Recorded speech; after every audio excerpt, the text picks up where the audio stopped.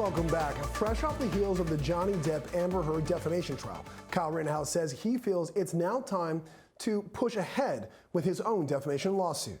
Rittenhouse was acquitted last year of murder after he fatally shot 2 men and injured another in Kenosha, Wisconsin in 2020.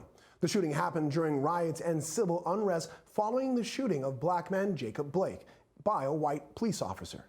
Rittenhouse, who was 17 at the time, says he traveled across the state line from Illinois to help protect a friend's private property and help as a medic in case it was needed. Protests turned violent and destructive. That's when Rittenhouse killed 2 and injured a 3rd man. Rittenhouse now says several media outlets and social media personalities defamed him, calling him a murderer or white supremacist, making everyday life difficult.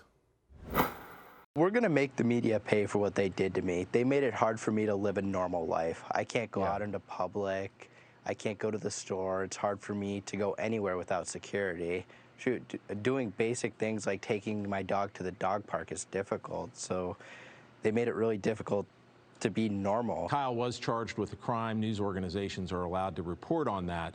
But you know, calling somebody a murderer in certain circumstances can be actionable. Other things that media personalities, people on social media said were clearly defamatory.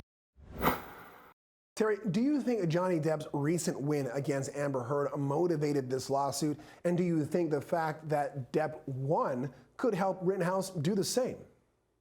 You know, I'm not sure what motivated the Rittenhouse lawsuit. Maybe he felt empowered. But frankly, I don't see his claim prevailing. I think the 2 cases are completely different.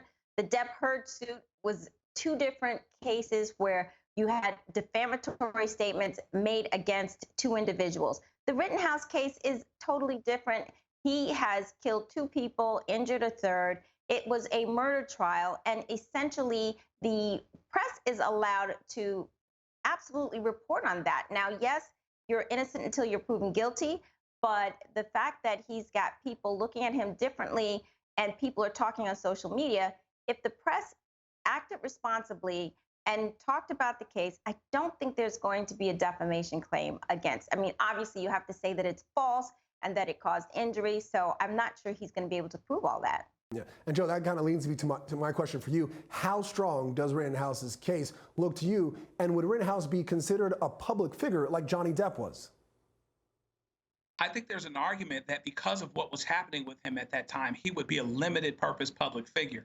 That's not good news for him because that means there's a malice standard. So in other words, there has to be knowing falsity, reckless disregard for truth, and it is a higher standard. And so it is difficult to show that he has actually been defamed. And even the attorney himself says in certain circumstances, you can't call him a murderer. Therein lies the rub.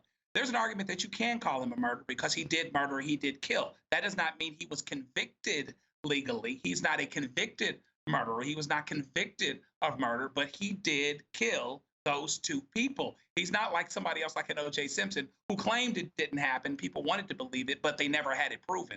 No, he actually pulled the trigger, even though he got off. And so therefore, I think he's going to have a real difficult time proving defamation here. I would agree there, especially when you consider what self-defense actually means. Well, thanks for that breakdown.